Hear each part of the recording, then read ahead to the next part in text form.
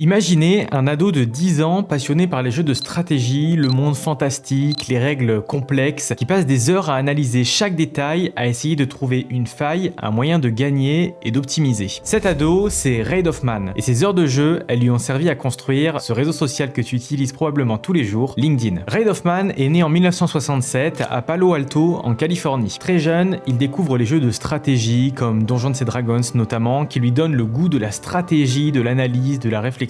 Ce sont ses premières armes. Après des premières études à Stanford puis à Oxford en philosophie, il fait ses premières armes chez Apple et Fujitsu. Il cofonde juste ensuite SocialNet en 1997, qui est l'un des premiers réseaux sociaux en ligne, mais plutôt orienté intérêt, rencontres, c'était plus perso que professionnel. Puis il travaille autour du projet PayPal. Il tisse vraiment des liens, investit dans des startups jusqu'en décembre 2002, où il lance une idée qui changera le monde du travail en ligne, LinkedIn. Pour préparer cette vidéo, j'ai pu travailler notamment avec l'aide de beaucoup d'interviews qu'a pu faire Reid Hoffman, et c'est marrant, on voit à quel point il est décrit comme quelqu'un d'explicite learner. C'est-à-dire que Reid Hoffman, c'est quelqu'un qui est très valorisant face à l'expérience, au fait de tester, poser des questions, aller plus loin. C'est un profil qui vraiment aime avoir une curiosité active plutôt que passive. C'est aussi quelqu'un qui, à cette période, affiche un optimisme mesuré et une vraie foi en l'avenir. Notamment dans l'interview d'Expecting Chaos, notamment il a pu dire « Je me vois comme modestement optimiste ». Donc ça peut en dire beaucoup aussi sur le type de profil qu'il pouvait être. Il dit aussi qu'il estime qu'un entrepreneur doit avoir une sorte de conviction, de croire qu'on peut assembler un avion en tombant, qui est tout simplement une métaphore, mais tout en gardant une dose de prudence. C'est aussi quelqu'un qui a une forte réflexion, une profondeur et un mélange des disciplines. Il a notamment un passé en philosophie, donc pendant ses études à Oxford, où il revendique souvent que cette formation l'aide à penser les grandes questions, à construire une vision plus large. Et dès cette période, on peut déjà retrouver des discours de sa part où il parle de son positionnement face à l'intelligence artificielle, où il dit qu'il aime beaucoup, lui, les manières de penser, les implications humaines, éthiques et sociales, mais pas seulement techniques, qu'il voit l'IA comme étant un outil d'amélioration. Maintenant que vous arrivez un peu à cibler ce profil, passons à LinkedIn, puisque LinkedIn ne sera lancé officiellement que le 5 mai 2003. Dès le départ, Reid Hoffman, il ne veut pas d'un réseau social classique, donc pas de partage de photos de vacances, pas de blagues entre amis. Son idée, c'est de créer un outil sérieux, professionnel et pensé pour connecter les bons profils, ouvrir des opportunités et rendre le recrutement plus efficace. Le 5 mai 2003, LinkedIn est lancé et la plateforme, elle décolle vite. En moins d'un an, il y a déjà 1 million d'utilisateurs inscrits. Ça peut sembler peu aujourd'hui, mais pour l'époque, dans un domaine aussi spécifique que le réseau professionnel, c'est un véritable succès. Et Reid Hoffman, il comprend très tôt un point très crucial. Si LinkedIn veut durer, il ne veut pas se contenter d'attirer des membres, il faut aussi trouver un modèle économique solide. C'est pourquoi, dès 2005-2006, LinkedIn innove avec des comptes premium. Plus de visibilité, plus de contacts, plus de fonctionnalités pour se démarquer. Des outils pour les entreprises, elles peuvent chercher des talents de manière ciblée, un vrai gain de temps pour le recrutement et même des groupes de discussion pour créer des communautés thématiques et renforcer l'interaction. Le message, il est vraiment clair de la part de LinkedIn. LinkedIn ne sera pas juste un annuaire en ligne, la plateforme veut devenir un levier concret pour accélérer la carrière des individus et la croissance des entreprises. Et cette vision pragmatique, orientée valeur, elle permettra à LinkedIn de franchir rapidement des étapes décisives et notamment celle de devenir rentable dès 2006.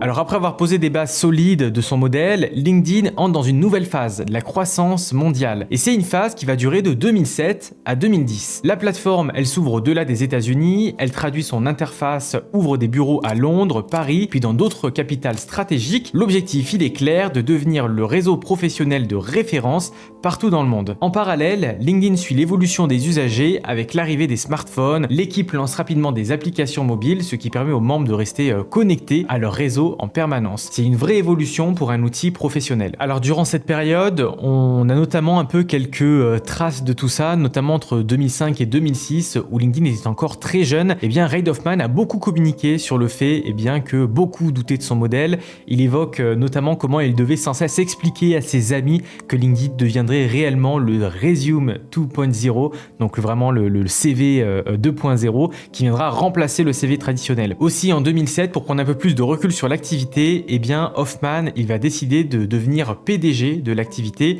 et il laisse le poste de CEO à Dan Nye. Dan Nye, il sera vraiment là pour se concentrer davantage sur la stratégie en tant que président et lui, Reid Hoffman, plutôt pour prendre du recul et prendre les bonnes décisions. Notamment durant cette période, eh bien il y a une innovation qui va vraiment marquer les esprits et elle arrive en 2008 et c'est la fonctionnalité qui a vu votre profil. Alors c'est simple, mais pourtant ça a été terriblement efficace. Aujourd'hui encore, c'est à mon sens le meilleur endroit où trouver des prospects notamment. Et c'est encore plus terriblement efficace parce que, on est dans une période, surtout avec l'arrivée des réseaux sociaux, où on veut tous savoir qui a cliqué sur notre profil. Et du coup, ça crée ce côté presque addictif de la plateforme.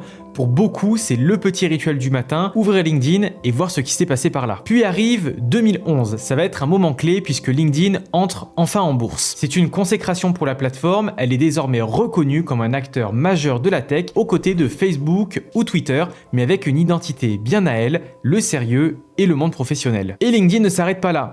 La société fait des acquisitions stratégiques. En 2012, par exemple, elle achète SlideShare pour partager des présentations et donner aux pros un moyen de montrer leur expertise. En 2013, c'est Pulse qui y passe, une application d'actualité qui transforme LinkedIn en un véritable média où l'on peut s'informer et publier du contenu. Vous l'avez compris, petit à petit, LinkedIn n'est plus simplement un réseau où chercher des jobs, mais c'est devenu un vrai écosystème professionnel complet. On peut y recruter, se mettre en avant, publier, apprendre, influencer, et j'en passe.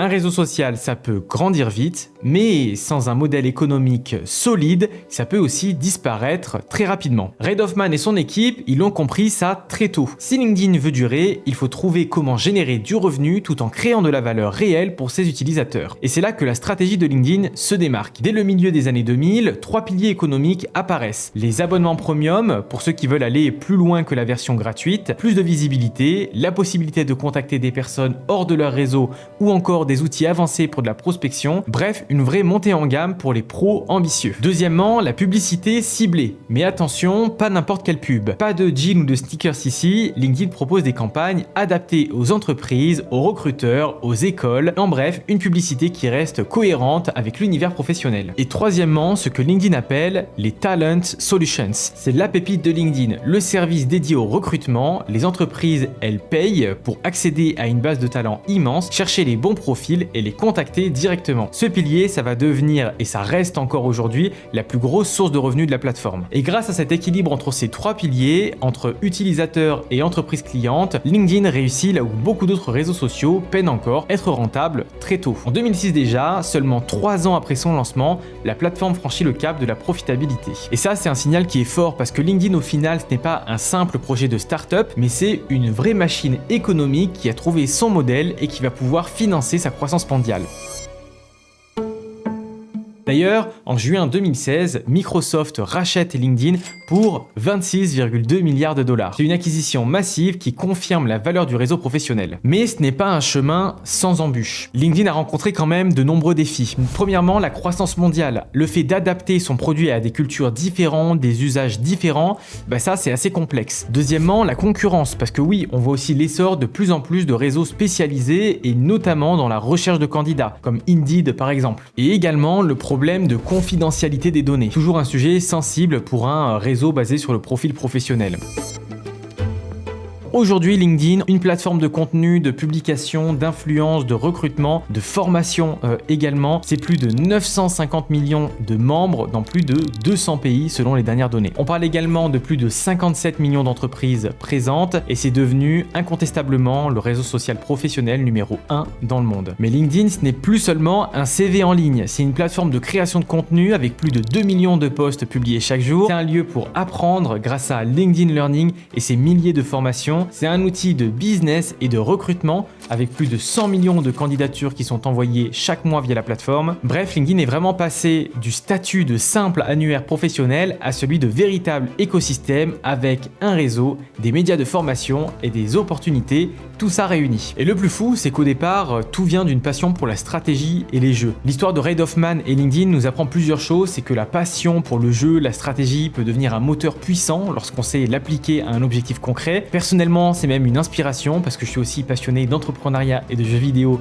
et je tente de mêler les deux. Et c'est un bon moment pour parler du projet du moment puisque j'ai sorti la formation Powerlink. C'est une formation donc avec plus de 20 heures de contenu, des quêtes, donc ce côté un peu gamifié, et également 3 packs offerts avec des éléments de branding, de contenu et pour générer des leads sur la plateforme. Il y a plus de 300 ressources à l'intérieur au total. Vous avez toutes les informations qui sont dans la description avec un petit lien de code promo également pour les premiers qui vont arriver. La formation, elle vient de sortir, donc n'hésitez pas à aller regarder si jamais vous avez un enjeu avec LinkedIn et que vous souhaitez vous développer à votre rythme. Alors cette vidéo, elle a vraiment été conçue pour célébrer LinkedIn. Notamment, il y a une anecdote qui m'a marqué, qui a été dans une interview qui a été faite auprès de Reid Hoffman, et où notamment ils expliquent que Reid Hoffman est venu notamment à une réunion avec 2 montres, une sur chaque poignet, et en fait qu'il a expliqué ce choix tout simplement parce qu'il hésitait entre une Apple Watch ou une marque concurrente, et que donc pour faire son choix, et qu'il avait décidé de garder les 2 montres sur son poignet pendant toute la journée. Ça vous montre à quel point Reid Hoffman, c'est aussi une personnalité à la fois créative, ultra intelligente,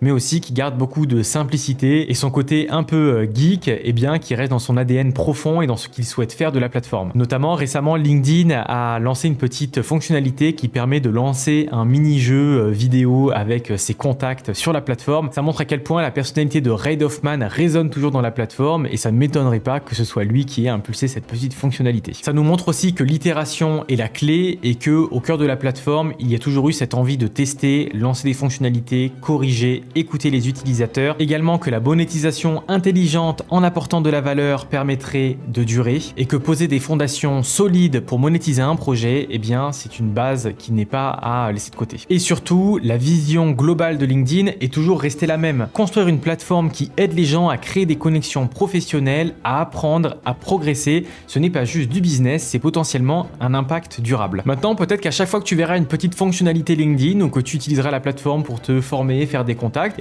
tu pourras penser à Reid Hoffman et notamment toute la personnalité qu'il a pu être. Aujourd'hui, LinkedIn, c'est une plateforme qui a changé la vie de nombreuses personnes. J'en suis le premier exemple, notamment avec aujourd'hui plus de 40 000 abonnés sur la plateforme, sur LinkedIn et créateur de contenu sur le sujet. Des marques me font confiance pour des posts que je peux publier sur la plateforme. Bref, pour moi, ça a été vraiment un virage. Donc cette vidéo, je la vois aussi un peu comme un hommage à la plateforme avec tout ce qu'elle a pu, moi, m'apporter.